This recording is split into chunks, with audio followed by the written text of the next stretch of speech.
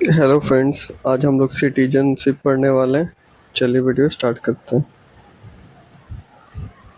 Citizenship part 2 में आता है आर्टिकल 5 से 11 तक।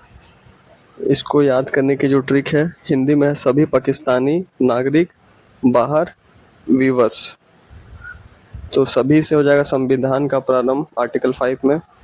भी से आपका हो जाएगा भारत आने वाले आर्टिकल 6। पाकिस्तान से पाकिस्तान जाने वाले आर्टिकल 7। नागरिक से सिटीजनशिप हो जाएगा। बाहर से बाहर विदेश में रहने वाला आर्टिकल 8। वी से आपका आर्टिकल 9 विदेशी नागरिकता। वा से आपका बने रहना। सा से आपका संसद विधि बनाना। ये हिंदी में। इंग्लिश में याद करने का ट्रिक जो है सिटीजन है। सी से कमेंसमेंट। आई से इमिग्रेंट पाकिस्तान। टी से to and fro and return article 7। Article 8 I से इंडियन ओरिजिन अब्रॉड। जेड से जीरो सिटीजनशिप मतलब लॉस ऑफ सिटीजनशिप। ई से ensure right continue article 10। N से new laws parliament article 11। Article 5 बोलता है citizenship मिल जाना किसी भी नागरिक को जब शुरू हुआ था कॉन्स्टिट्यूशन। अगर एक पर्सन इंडिया में 26 जनवरी 1950 से पहले ही रहा है, उसका कुछ भी या पूर्वज या फिर कोई भी मेंबर, तो उसको कुछ कहीं नहीं जाना, उसको कमेंसमेंट मिल जाएगा, आपको नागरिकता उसको मिल जाएगी। आर्टिकल 6 बोलता है एक पर्सन जो कि माइग्रेट किया है पाकिस्तान से इंडिया बिफोर 19 जुलाई 1948, तो उसको क्या होगा, सिटीजनशिप मिल जाएगी। और अगर बाद में किया है तो 6 मंथ उसको पहले रहना होगा, फिर रजिस्ट्रेशन कराना होगा, उसके बाद फर्दर प्रोसेस करना होगा। उसके बाद आता है आर्टिकल 7 जो इंडिया से पाकिस्तान गया फिर इंडिया आ गया 1 मार्च 1947 के बाद, वो क्या करेगा, वो कंसीडर नहीं होगा। लेकिन जो 1 मार्च 1947 के पहले आ गया उसको क्या करना होगा, 6 मंथ का रहना होगा, रजिस्ट्रेशन कराना होगा और वो नागरिकता मिल जाएगी। आर्टिकल 8 बोल रहा है जो भी इंडियन बाहर रह रहे हैं, कोई साउथ अफ्रीका अमेरिका, वो जो है उससे रिलेटेड है आर्टिकल 8। आर्टिकल 9 बोलता है वॉलेंट्री किसी दूसरे स्टेट का ले लेने। जैसे मान लीजिए कोई भी आदमी साउथ अफ्रीका में रह रहा है, इंडिया का नागरिक है तब तक ठीक है।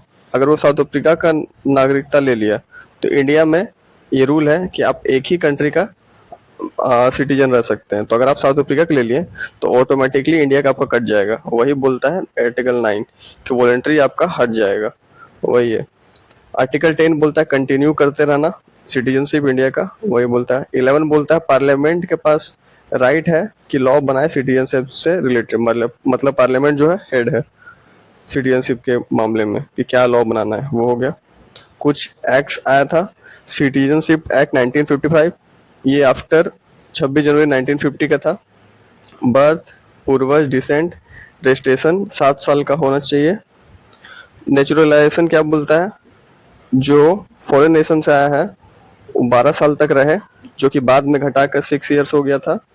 और क्या बोलता है, उसको एक इंडियन लैंग्वेज आना चाहिए और इनकॉपरेटिंग है टेरिटरी में होना चाहिए। कोई भी आदमी अपना सिटीजनशिप कैसे लूज कर सकता है, रिनाउंसिएशन, इसमें खुद ही बोल दे कि अब हम छोड़ रहे हैं, हम साउथ अफ्रीका या फिर कोई और कंट्री का मेंबर बन रहे हैं।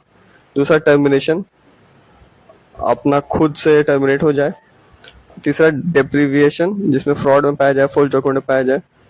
सिटीजनशिप जो है बिफोर 26 जनवरी 1950 आर्टिकल 5 से 8 तक। आफ्टर 26 जनवरी 1950 ये सिटीजनशिप एक्ट वाला कानून यहाँ पे काम में आता है, 1955 वाला। तो रिसेंट जो अमेंडमेंट हुआ है 1955 में, पहले बोला गया था 12 साल का, लेकिन अब उसको 6 साल का कर दिया गया रहने का। 19 में एक अमेंडमेंट हुआ था जिसमें 6 जो कम्युनिटीज थे, आपका हिंदू, सिख, पारसी, क्रिश्चियन, जैन, बुद्ध, मुस्लिम नहीं, मुस्लिम को छोड़ के जो 3 कंट्रीज है मुस्लिम डोमिनेटिंग कंट्री, बांग्लादेश, अफगानिस्तान, पाकिस्तान, वो सबको सिटीजनशिप एक्वायर किया जाएगा नेचुरलाइजेशन प्रोसेस के थ्रू। अगर वो इंडिया आ गए थे 31 दिसंबर 2014 के तक या उससे पहले तक, तो उनको मिल जाएगा। उनको एटलीस्ट 6 ईयर तक इंडिया में रहना होगा, पहले 12 साल था। सिंगल सिटीजनशिप हम लोग ब्रिटेन से लिए हैं। सिटीजनशिप एक्ट में 6 बार अमेंडमेंट हुआ है। 1986, 1992, 2003, 2005, 2015, 2019।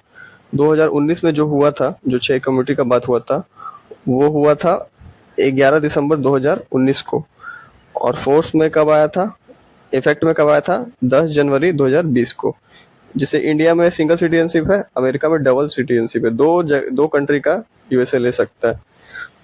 ओसीआई क्या होता है, ओवरसीज सिटीजन ऑफ इंडिया, उसको कहते हैं ओसीआई। जो सिटीजनशिप एक्ट 1955 है, उसको थोड़ा और डिटेल में पढ़ते हैं। वो जो है आफ्टर 26 जनवरी 1950 को डील करता है।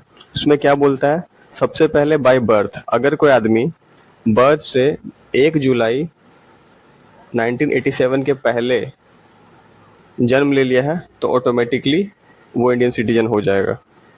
उसके बाद क्या बोलता है, राइट ऑफ ब्लड, मतलब कोई भी आदमी जो कि बॉर्न किया है 3 दिसंबर 2003 के बाद, उसको तभी सिटीजनशिप मिलेगा जब उसका जो पेरेंट है, वन पेरेंट इंडियन सिटीजन हो और कोई और इलीगल एंट्री ना हो किया हो।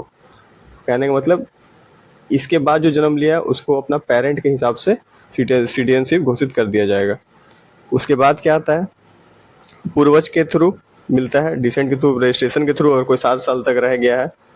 उसके बाद नेचुरलाइजेशन, जो हम बताए थे कि 12 ईयर तक रहना होता है, जो कि बाद में घटा के एक्ट से कर दिया गया था 7 ईयर्स। उसके बाद क्या था, उसके बाद हम लोग देख लिए थे जो टेरिटरी में रह रहा है वो तो नॉर्मल। सिटीजनशिप में इतना ही है। Thank you.